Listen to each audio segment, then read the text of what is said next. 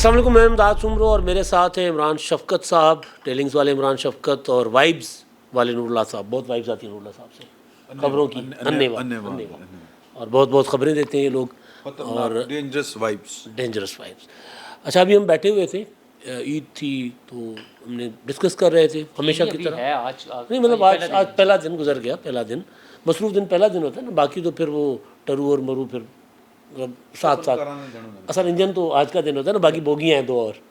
तो वो हम आपस में डिस्कस कर रहे थे, गपशप कर रहे थे कि इमरान खान साहब के साथ हुआ क्या है और दूसरा ये कि वो सियासत कब करेंगे।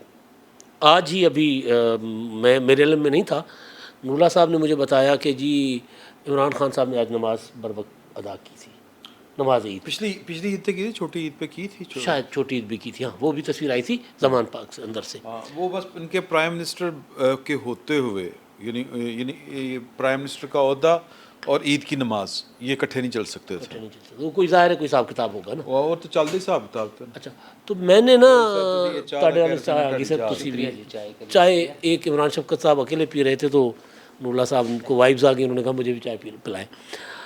तो मैं और नूरुल्लाह साहब बैठे थे तो नूरुल्लाह साहब ने मुझे याद कराया, उन्होंने कहा जी उन्होंने आज नमाज़ पढ़ी है। मैंने कहा अदा की है। मैंने कहा जी मैं आज ज़रा ज़्यादा मसरूफ़ था, कुकिंग मैं खुद की थी आज कर पाई।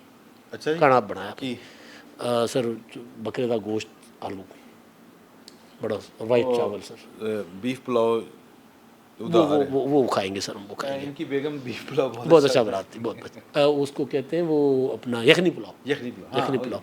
अच्छा, ऐसे तो हम बड़े दिन से वो बड़े पाए भी मिस कर रहे हैं शाह साहब। वो बेबे ने अच्छा तो नूरुल्लाह साहब ने मेरी बेबे बहुत अच्छे बनाते हैं। ये सारे खाते हैं तो खाए हुए, वो तो वहाँ से तो माशाल्लाह बहुत अच्छी चीज़ें आती हैं। अच्छा, इन्होंने कभी कुछ नहीं खिलाया वैसे?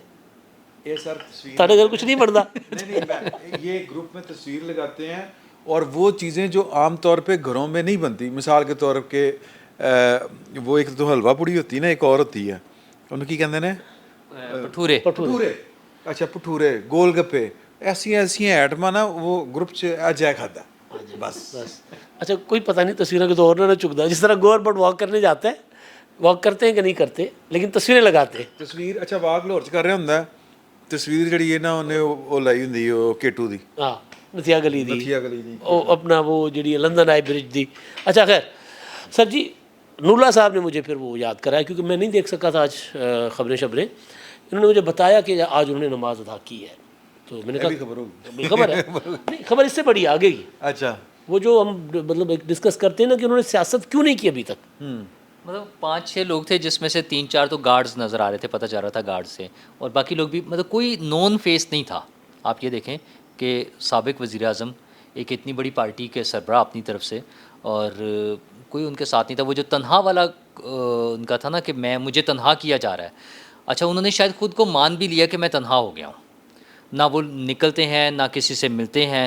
आज का दिन था नमाज के लिए, अगर वो किसी बड़ी मस्जिद में चले जाते, बादशाही मस्जिद चले जाते वो, तो वहाँ पे हज़ारों की तादाद में लोग मौजूद होते हैं। और अगर रोका जाता तो कितनी बड़ी खबर थी। बल्कि मुझे याद है इमदाद सुमरो साहब की एक बात मैं अक्सर कोट किया करता हूँ कि जब बेगम कुलसूम नवाज साहिबा की वफ़ात हुई है तो इमदाद साहब ने कहा था कि इनका जनाजा जो है वो दाता दरबार वाली मस्जिद में पढ़ना, यही कहा था साहब के आगे पढ़ना, वहाँ पे पढ़ना चाहिए था, नमाज जनाजा वहाँ पे नहीं चाहिए थी। तो हमने कहा कि नहीं यार, उन्होंने कहा नहीं, जो सियासतदान होता है उसकी शादी भी सियासत होती है और उसके जनाजे जो हैं वो भी एक सियासी जलसा टाइप ही हो जाते हैं, एक पॉलिटिकल एक्टिविटी होती है वो भी। बेनज़ीर भुट्टो शहीद के जो वलीमा था पहला, हाँ वो ककरी ग्राउंड में हुआ कल परसों। वहाँ पर पहला वलीमा मतलब उनकी दो हुए थे ना। अच्छा दो नहीं मेरा मतलब कि तकरीब शादी की तकारीब दो हुई थी, दो हुई सॉरी शादी नहीं, वलीमा नहीं, शादी।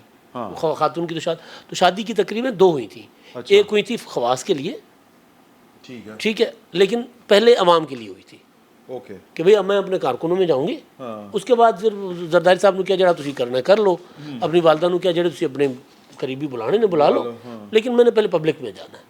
तो ये कुछ कह रहे थे हमने। नमाज देखें बेसिकली तो ज़ाहिर मजहबी फ़रीज़ा है, ईद की नमाज भी हो चाहे, लेकिन पॉलिटिकल लोगों के लिए या आम लोगों के लिए भी एक सोशल एक्टिविटी भी होता है। इसी तरह फ्रीजा भी जो है वो भी सोशल सोशल एक्टिविटी है, ठीक है, मतलब गेट टुगेदर होना, सब लोगों से मिलना, एक दूसरे के हालात का पता चलना, बातचीत करना। और सियासी लीडर्स के लिए तो इसलिए भी ज़रूरी होता है कि जो टॉप पॉलिटिकल लीडर्स होते हैं, पार्टी के सरबराहान जो होते हैं, उनके जो बाकी लीडर्स हैं उनके लिए भी इतना इजीली वो एक्सेस में नहीं होते। तो ऐसे मौके पर वो मिलना जुलना, घुल मिलकर एक नज़र आ रहा होता है लोगों के साथ ना। तो खान साहब तो इस किस्म की चीज़ों में है ही नहीं। आप देखें कि आज आसिफ जरदारी साहब ने नवाब शाह में नमाज ईद अदा की है, पाकिस्तान में थे, और वज़ीर आज़म ने तो खैर कमाल ही किया, उन्होंने तो जाके फ़ौजियों के साथ नमाज ईद अदा नहीं की। नमाज ईद यहाँ अदा की, फौजियों के साथ दिन उनके मनाया, साथ ईद दिन वो मनाया, दिन मनाया अफगान बॉर्डर पे, ठीक है, नमाज यहाँ पे हुई थी, नमाज यहाँ पे अच्छा, पढ़ी। ये सिग्निफिकेंट है। पहले हम जो अपने जवानों के साथ हमारे जो चीफ्स थे वो ईद मनाते थे। शुरू में आप सियाचिन चले जाते होते थे, आपको याद हो, फिर इधर वर्किंग बाउंड्री के ऊपर चले जाते थे कश्मीर के ईस्टर्न बॉर्डर। तो अब जो वेस्टर्न बॉर्डर की तरफ इसका मतलब है कि गड़बड़ उत्थे हो।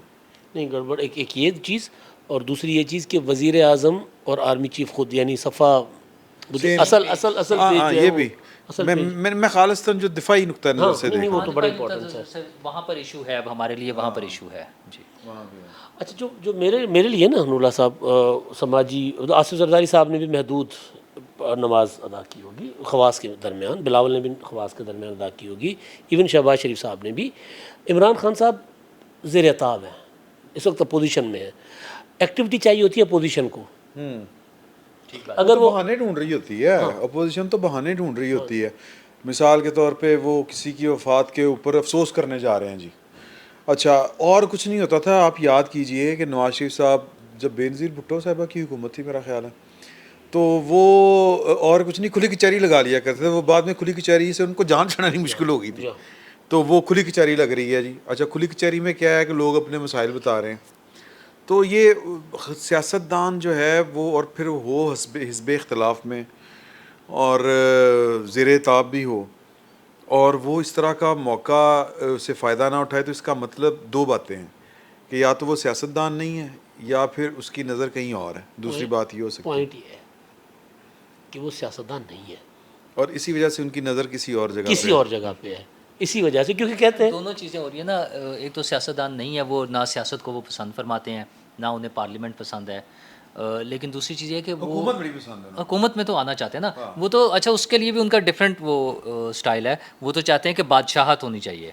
MBS को तो कोई नहीं पूछता, वो जो कहते थे उठा लें, सबको उठा लें, तो वो बस बादशाहत होनी चाहिए। कहते थे कि काजी फायज सिटिंग जज को गिरफ्तार कर लो यार। यार देखें ये क्या सितम ज़रीफ़ी लग रही है मुझे, होने जा रही है कि ख्वाहिश किसी की थी पूरी शायद किसी और की हो जाए।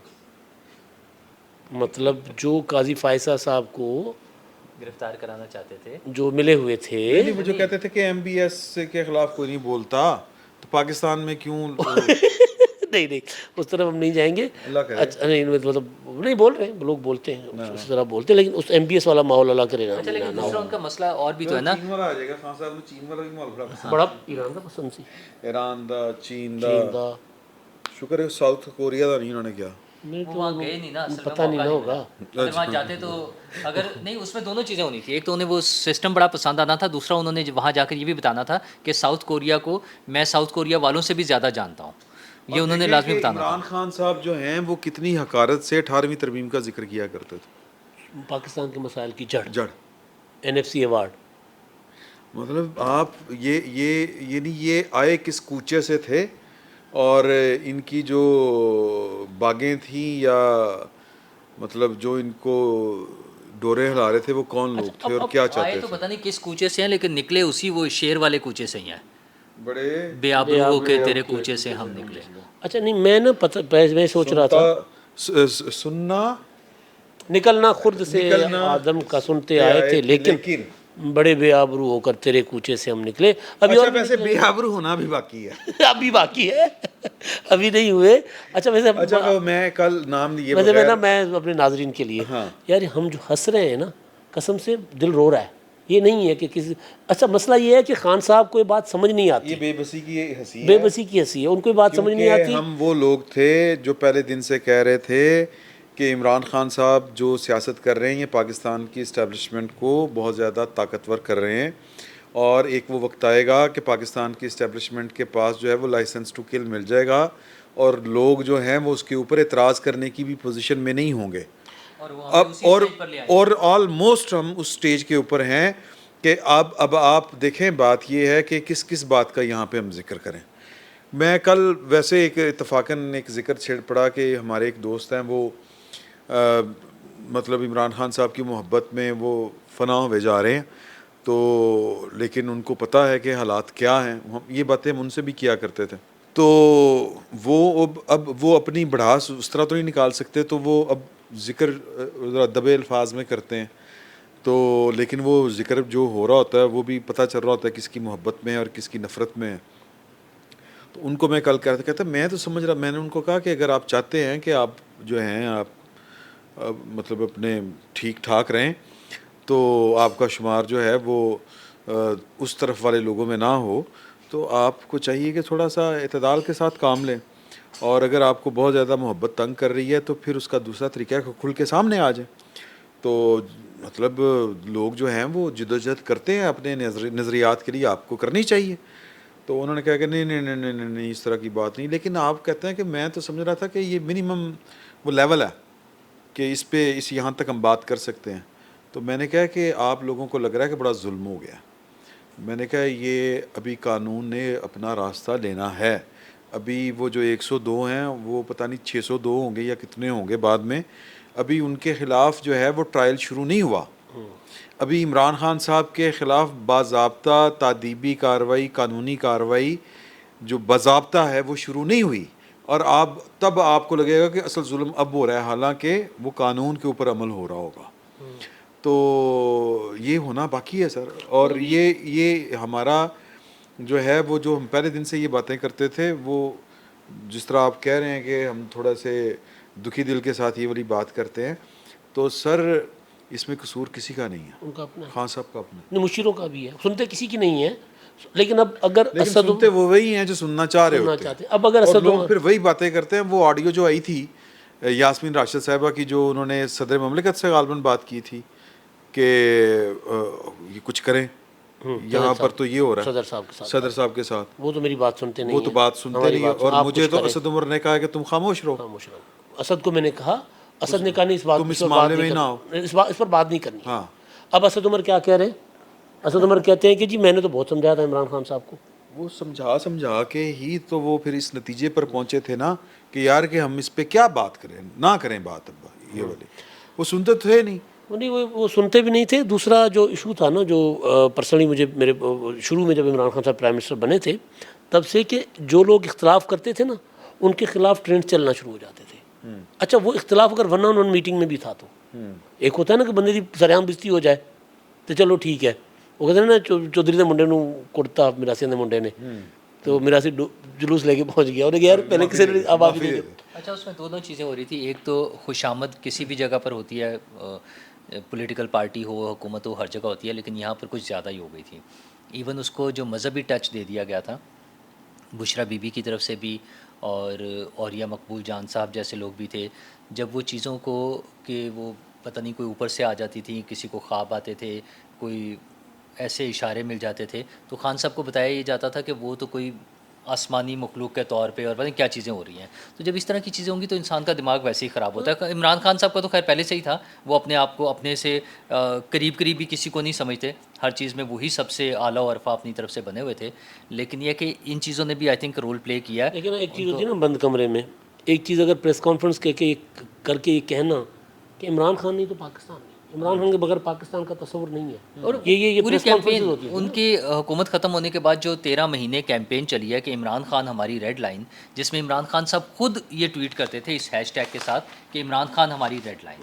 तो जब उनसे आई थिंक BBC की खातून ने पूछा तो वो इस पे गोल कर गया, हालांकि वो खुद इसको खुद बनाया कर था, रहे खुद थे, बनाया ठीक है था ना। उन्होंने। तो और वो लोगों को बार बार ये किया जाता था कि अगर इमरान खान को हाथ लगाया तो आग लगा देंगे, इमरान खान को हाथ लगाया तो मुल्क टूट जाएगा। एक लड़का था ये जो दाखिल हुआ था जिना, उसमें वो खुद वीडियो बना रहा है साथ साथ और दौड़ रहा है, और सामने एक फौजी जवान खड़ा है, सर आपको मना भी किया था कि खान को कुछ नहीं करना, खान को नहीं छोड़ा, आपको खान को नहीं छोड़ा, आपको कहा था। जज्बात। वो भी है, खवातीन के भी इस तरह के बयान वीडियोस मौजूद हैं मसले। अच्छा, ये बड़ा टाइम लगा ना, 12-13 महीने मुसलसल इस पे काम किया गया, बड़ा साइंटिफिक तरीके से लोगों के जहन साजी की गई कि उन्होंने ये करना है कि पाकिस्तान टूट सकता है, पाकिस्तान में खाना जंगी होगी, पाकिस्तान अच्छा, फिर बाहर के मुल्कों से प्रेशराइज कराया गया, पाकिस्तान के माहिदे तोड़ने के लिए कोशिश की गई, IMF के खिलाफ वो खतूत लिखवाने की कोशिश हुई, सारा कुछ पाकिस्तान के अच्छा, खिलाफ। अब सवाल ये है ना, सवाल ये है कि नज़र आ रहा है कि इमरान खान साहब ने सियासत नहीं की, कंधों पर बैठ कर आए थे। जब सियासत खुद से करनी पड़ी तो खान साहब जाकर खाई में गिरे। ठीक है, अच्छा, अब इमरान खान साहब की वो जो रोज़ाना कहते हैं कि जी आप आसिम मुनीर साहब बैठ जाए मेरे साथ, अब वो उनका जो व्लॉग होता है उसमें ये बात कर रहे होते हैं, इशारे दे रहे होते हैं। अब जी कहा कि जी मैं चैलेंज करता हूँ, आप अपने सबूत दे आए, मैं अपने सबूत ले आता हूँ, यानी फिर पंचायत लगाएं। वो झूठ मारी जा ठीक है, अच्छा, इनके अपने बयान आते हैं, जो फौरी रिएक्शन होता है कि मुझे दोबारा गिरफ्तार किया तो फिर तो यही होगा। चीफ जस्टिस को कहा कि आम माजे साजिद नहीं किया, यानी अदालत में कहा, चीफ जस्टिस पाकिस्तान, मेरा ख्याल है कि वो इस्लामाबाद हाई कोर्ट में कहा, इस्लामाबाद हाई कोर्ट में नहीं सर, उमर अता बंदयाल साहब को कहा था, उन्होंने उन्होंने कहा था कि मजम्मत करें, वो नहीं की। उन्होंने कहा कि नहीं मजम्मत नहीं हो सकती, मुझे गिरफ्तार करेंगे दोबारा यही कुछ होगा, ये वाली बात की थी वहाँ पे उन्होंने, ये अवामी रद्देमल इस तरह की बात की थी। और फिर बाद में भी वो बातें की कि जी के और लोग जो हैं वो फिर मुझे गिरफ्तार करेंगे, जब होता देखेंगे तो फिर लोग तो वहीं पे जाके एहतजाज करेंगे, इस तरह की बातें भी उन्होंने की। तो बात ये है कि खान साहब जो हैं वो, सर मैं सादा अल्फाज में अगर कहूँ कि कहानी गई मुक्त किला गया ठोक। अच्छा, अब मसला ये है ना, चीफ जस्टिस साहब इमरान खान साहब को यहाँ फंसा के वो जिम्मेदार ज़रूर है, मतलब माजरत के साथ तो इन अदालत अगर लगनी हो तो फिर हम कुछ नहीं कर सकते, लेकिन बात तो की जा सकती है ना कि वो इमरान खान को फंसा के खुद पतली गली से निकलने की कोशिश कर रहे हैं। बड़ी मुश्किल है उन्होंने भी निकलना, लेकिन चलो अल्लाह करे। नहीं, मैं आर्मी एक्ट की बात कर रहा हूँ, मिलिट्री कोर्ट्स की बात कर रहा हूँ कि उसमें से वो जान छुड़ाने की कोशिश कर रहे हैं। अभी वो ना गैर मुय्यना मुद्दत तक मंगल को फैसला देना था। बंदा पूछे जी एडा हौसला नहीं सी, तो फिर ओके, तोते ने पूछा जी उड़ना आंदा है नहीं है, सरदार जी को पूछा सी ना, उड़िया सुने है ना पूरा? हाँ सुने ओ इमरान खान को ले जाने वाली, उन्होंने कहा नहीं। अच्छा, नूला साहब सर,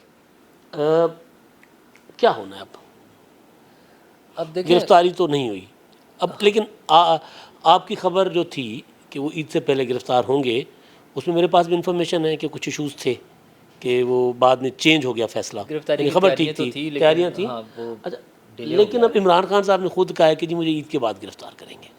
अच्छा, उनका मसला ये है कि वो हर मर्तबा ऐसा एक बयान दे देते हैं, अब वो इस बात को फिर उसका सबूत बना लेते हैं कि मैंने तो 9 मई को घर से निकलने से पहले एक वीडियो करके कहा था कि मुझे, अच्छा वो हर रोज़ कह देते हैं, तो वो हर दफ़ा यही कहते हैं। उसके बाद भी उन्होंने 10 मरतबा कहा, उसके बाद भी वो 10 मरतबा कह चुके हैं मुझे फ़लाँ तारीख को आज गिरफ्तार कर लेंगे।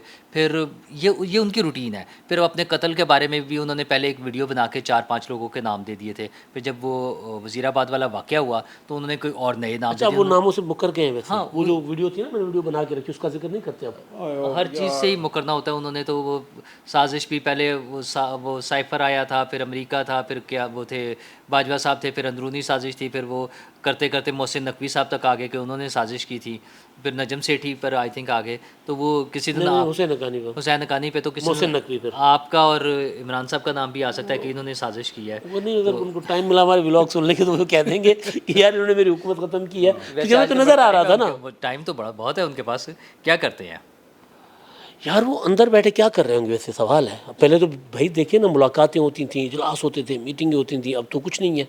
कल कहते मैं अकेला ही रह गया भाई। वो एक कमरा है वहाँ पर बुशरा बीबी जो हैं वो पिछले मतलब मजबूरन उनको निकलना पड़े तो निकलती हैं। तो खान साहब जो थे ना, वो जिस मेरे दोस्त को उन्होंने कहा था ना कि अगले 10-12 थोड़े दिनों में ये आसिम मुनीर के ख़िलाफ़ जो है वो अंदर से इनकलाब हो, 9 मई के बाद कहा था उन्होंने। तो ये कत्ल व गारत होनी, ब्लड शेड होना, ये होना वो होना, तुम देख लेना अंदर से ये उठेगी, म्यूटनी होगी अंदर से। तो उन्हीं को उन्होंने ये वाली बात कही थी कि वो जो सामने कमरा है ना, वो बुशरा बीबी का 6 महीने हो गए हैं वो बाहर ही नहीं आती। वो मेरा ख्याल है सारा दिन बैग कमरे में भेजते रहते हैं कि अंदरों कोई बड़ा मतलब है कोई गल बाहर आएगी, कोई खुशखबरी आएगी, नहीं खुशखबरी के वो यानी हालात सियासी, यार सियासी न्यूज़ वो तो सही चौधरी ने खुशखबरी सुना दी। खुशखबरी वो नहीं होता जो एलुजन्स तो नहीं कहना चाहिए, यार की ਹੁੰਦੇ ਜਿਹੜੀ ਉਹ ਹੁੰਦੀ है अलका कि वो होता है ना आपको अलका मतलब वो जो आपको अल्हाम होता है अल्हाम टाइप होगा आपको कोई नजूल हो, कोई ज़हूर हो, कोई कुछ इस तरह की कोई चीज़ कि वो अचानक उनको एक झटका सा लगेगा और कहेंगी कि सत्य हैरान। हाँ, कुछ कोई ना कोई अच्छा, चीज़। ये जो 9 मई के बाद भी उनको उम्मीद थी ना कि कोई इनकलाब आना है, ये उनकी पूरी जो टॉप लेवल पे उनके साथ थे वो लोग, मसलन और ये मकबूल जान साहब बाहर चले गए थे, दुबई चले गए थे। वो आजकल यार दुबई से याद है, दुबई वाले वापस आ गए, उस पर भी बात आते करनी हैं है। वो फिर ਇਨਕਲਾਬ ਜਿਹੜਾ ਨਾ ਉਹਨਾਂ ਨੂੰ ਪਹਿਲੇ ਇਨਕਲਾਬ ਆ ਰਿਹਾ ਹੁੰਦਾ ਸੀ, ਹੁਣ ਜਿਹੜਾ ਨਾ ਉਹਨਾਂ ਨੂੰ ਉਹ ਸਿਆਹਤ ਦਾ ਦੌਰਾ ਪੈ ਰਿਹਾ। अच्छा, ਉਹਨਾਂ ਨੇ ਕਿਹਾ ਕਿ ਹੁਣ ਕੁਛ ਤੇ ਕਰਨਾ ਹੈ।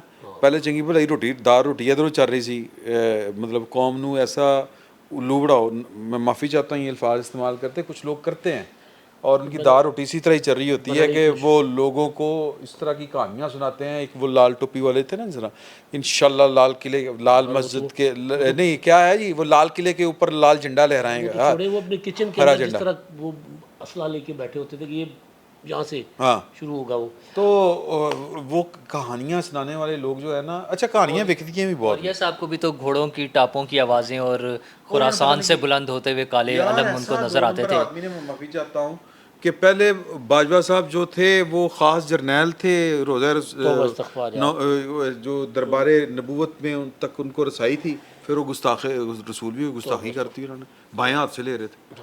यानी कि कुर्सी ਦੇ ਉੱਤੇ ਤੁਸੀਂ ਆ ਜਾਓ ਤੇ ਜਨਾਬ ਤੁਹਾਡੀ ਰਸਾਈ ਦੇਖੋ ਕਿੱਥੋਂ ਤੱਕ ਹੋ ਜਾਂਦੀ ਹੈ, ਔਰ ਤੁਸੀਂ ਕੁਰਸੀ ਤੋਂ ਲੈ ਜਾਓ ਤੇ ਤੁਸੀਂ ਤੋਂ ਧੁਤਕਾਰੇ कितने ਤੁਹਾਨੂੰ धुतकार देंगे ने लोग। अच्छा, उन्होंने भी एक डेट दी थी कि 18 तारीख को उन्होंने पाकिस्तान आना था, आ गए वैसे तो वो जून में, तो उनके आने से पहले इनकलाब आ जाना था। ये 9 मई के बाद ਬੰਦਿਆਂ ਦੀ ਗੱਲ ਹੋ ਰਹੀ, ਮੈਨੂੰ ਇੱਕ 2 ਨੰਬਰ ਬੰਦਾ ਹੋਰ ਯਾਦ ਆ ਰਿਹਾ। यार अपने वाला कोई ना कटी दो। नहीं नहीं, अच्छा ਉਹ ਸਾਦਕ ਸੰਜਰਾਨੀ ਸਾਹਿਬ ਦੀ ਗ੍ਰੇਟ ओए हाँ यार, ये मैं लिखा हुआ है। लिखा होया ना, मैं भी कुछ चीज़ां इकट्ठियाँ की थी उन्होंने बारे। सर वो आसिफ संजरानी साहब के बेटे हैं। असल में हुआ ये कि इन्होंने ना वो कानून मंजूर करवाया था जिस पे हम तकरीबन सब दोस्तों ने बड़ा जहाज़ ही जहाज़। हाँ कि वो जी जहाज़ लाए जाएंगे किसके लिए, रिटायर्ड या साबिक जो है chairman senate. Okay very good, अच्छा जी वो फिर ये करेगा इतने एने पक्स जो आपके वज़ीर आज़म के पास नहीं, जो आपके चीफ़ ऑफ आर्मी स्टाफ के पास नहीं, जो सदर ममलिकत के पास नहीं है। वो चेयरमैन सेनेट को उन्होंने कमेटी को एम्पावर कर दिया, वो जब चाहे वो कर दे उनको। क्यों भाई, दुनिया के किसी जो चेयरमैन सेनेट स्पीकर किसी इस तरह के मुंतखब जो इदारा होता है मुंतखब नुमाइंदों का या मुंतखब इदारा कोई, वहाँ के किसी स्पीकर डिप्टी स्पीकर चेयरमैन किसी के पास इस तरह की बारात नहीं है। अब इन्होंने इंटरव्यू दिया, ये मीडिया ने हाइप दे दी। की हाइप दी अंकल, की हाइप दी मतलब साहब ने अपने बंदियां ਨੂੰ डांटिया कि की ਕੀਤਾ ਤੁਸੀਂ। अच्छा, अब कोई मीडिया हाइप सी। मुझे किसी एक बंदे ने ना साइकी समझाई। उन्होंने कहा कि ये एक औस दर्जे के सरकारी मुलाजिम थे, उनके साहबजादे हैं आसिफ संजरानी साहब के, PTCL में वो मुलाजिम थे, और ये कुंडी या कंडी ये एक इलाका है कोयटा में, वहाँ पर इनका घर होता था।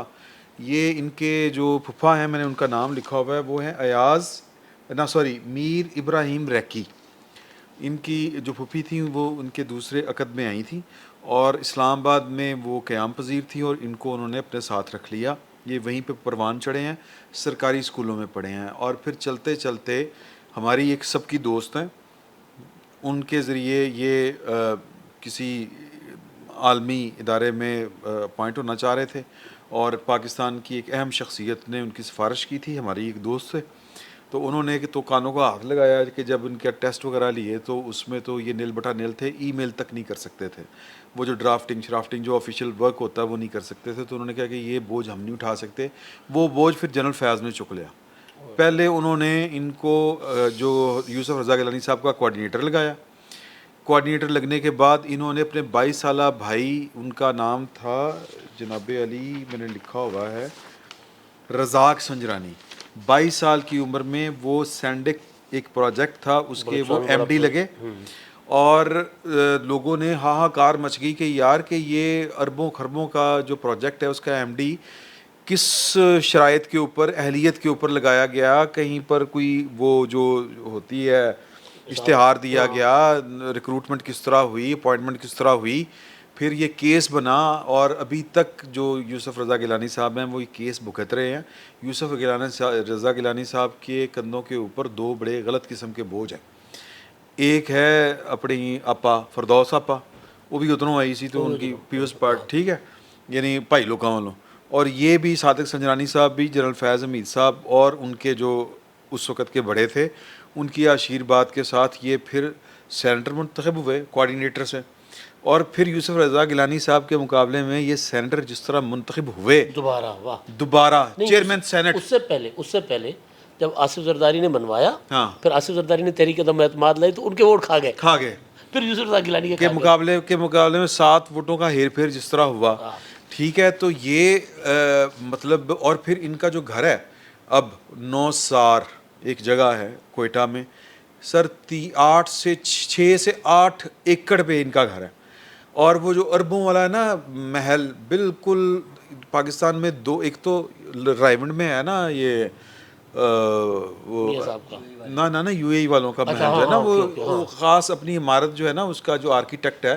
वो अरबों का एक अपना एक शहजादी की कोठी एक नहर पे है ठीक है ना उस तरह का आर्किटेक्ट है पाकिस्तान में 3 है पहले नंबर पे है यानी जो मैं अगर गलती कर जाऊँ तो मैं माफ़ी चाहता हूँ गिनती पे गिने जा सकते हैं 3 4 5 से ज़्यादा नहीं है एक जो है वो है लतीफ़ वाल में और लतीफ़ वाल वाली जगह तो पता था किहड़ी सर जनरल फैज़ हमीद साहब दा पिंड एक बिल्डिंग वहाँ पे है चकवाल में बड़ा सुना और वो महल है और मलक रियाज साहब ने पानी की तरह पैसा बहाया वहाँ पे उनके लान पे 70 करोड़ रुपया लगा था लान के ऊपर वो जो 4 दीवारी नहीं होती बाउंड्री वाल 70 करोड़ रुपया वो ग्रीनरी और वो बाउंड्री वाल के ऊपर लगा था इन्होंने उनसे मुतासर होकर इन्होंने कहा बॉस दा हो जाता है फिर साडा क्यों नहीं इन्होंने वहाँ पर 3 से 4 अरब रुपया लागत का आई है उस घर के ऊपर अब कह रहे हैं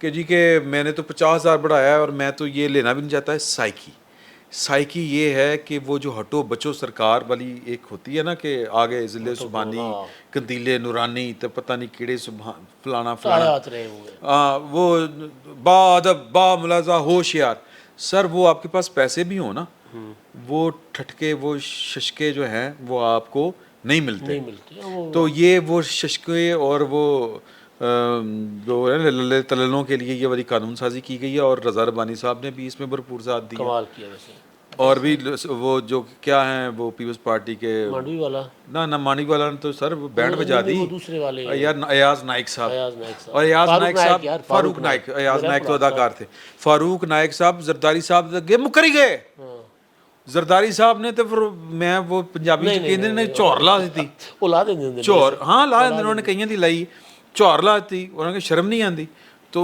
यार ये तवक्को नहीं थी रज़ा रब्बानी साहब वो घड़ी लुआती थी हाँ सारा कुछ लगा देते थे इसमें मैसेज भी तो देखे ना आपके तो जरदारी सर आखिरी बात सॉरी ये कि ये आपके हुजूर पैसों के आप खर्च नहीं करते अपने किचन के ऊपर आप तनख्वाह नहीं लेते सर आपने जितने खरबों रुपए फैज़ हमीद साहब के साथ मिलकर लगाए और ये आखिरी बात तो आपको तो इन चीज़ों की ज़रूरत नहीं है आपको तो शशके चाहिए सर मैंने समझ नहीं फैज़ हमीद नेटवर्क तो लपेटा गया है ये हुण किहड़ा नेटवर्क जिथे सादिक संजरानी फिर फिट हो गया कुछ ना कोई रहते हैं अभी भी कुछ ना कुछ होता है नहीं मैनू लगता कि चलो फिर देखते हैं अच्छा इसमें मैसेज ये है कि आसिफ जरदारी साहब को बुरा लगा जो पॉलिटिकल पार्टीज़ हैं उनको बुरा लगा कि ये चीज़ बेहतर नहीं है मुल्की हालात कैसे हैं और चंद अफराद अपने लिए इस तरह की मराहत ले लें मसला ये कि जब वो अवामी लोग नहीं होंगे जब हम खुद से बनाएंगे अवामी लोगों को क्रश करने के लिए उनको मुकाबला करने के लिए या उनके ऊपर लाने के लिए जब हम इस तरह की चीज़ें लेकर आएंगे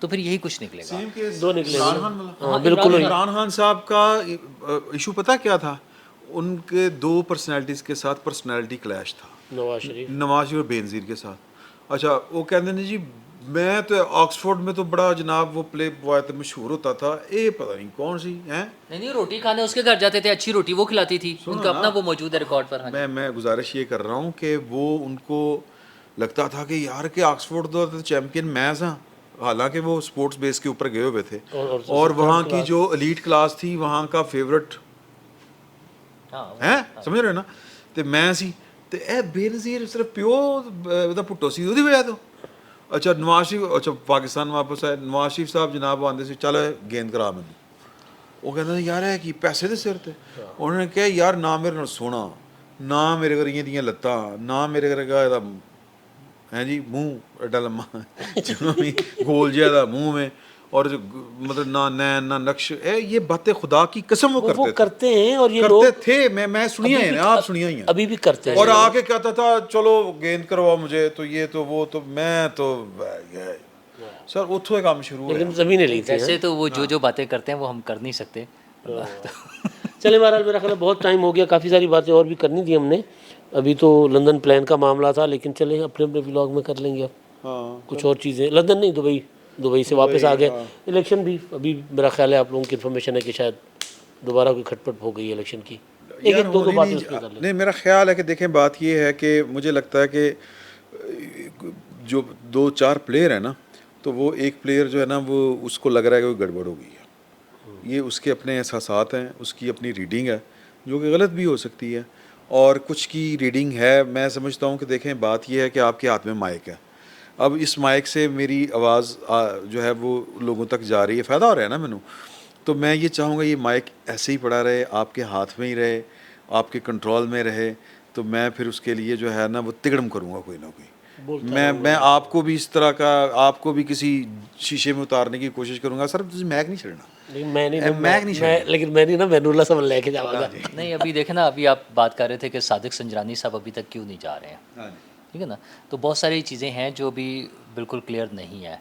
अच्छा, जब हम लोगों की इस तरह की रिजर्वेशंस हो सकती हैं, तो जो लोग सिस्टम में बैठे हैं उन्हें ज़्यादा बेहतर पता होगा कि क्यों नहीं जा रहे हैं। वहाँ पर रिजर्वेशंस शायद ज़्यादा होंगी, या खौफ भी हो सकता है कुछ चीज़ों का, कुछ चीज़ों के लिए परेशानी भी हो सकती है। तो मुझे नहीं लगता कि अभी फौरी इलेक्शन वाला सीन है, या कम से कम ये अक्टूबर नवंबर में तो नहीं हो रहा। अभी तक की इतलात के मुताबिक। कि आप इतना बड़ा जो होता है ना सेटबैक देना सिस्टम को, वो कोई आसान काम नहीं होता। बड़े पापड़े बेलने पड़ते हैं, बड़ा ज़ोर लगाना पड़ता है, और फिर वक्ती तौर पर तो चीज़ें बाज़ औक़ात कंट्रोल में आ जाती हैं, लेकिन तारीख से हमने ये सबक सीखा है कि वो फिर चीज़ें गड़बड़ करती हैं। बहरहाल मेरा ख्याल ये है कि ज़ाहिर है ख्वाहिशात होती हैं, हाँ, बिल्कुल है, लोगों की लेकिन मेरा ख्याल ये है कि अगर इलेक्शन और होने चाहिए वक्त पर, हाँ, ठीक है। अगर वक्त से आगे ले गए इंतखाबात, तो फिर हालात ज़्यादा ख़राब होंगे, बेहतर नहीं होंगे। चलें जी, आज के लिए इतना ही, फिर अपने अपने व्लॉग में मुलाकात होगी आपसे। अब तक के लिए इतना ही, अल्लाह हाफ़िज़।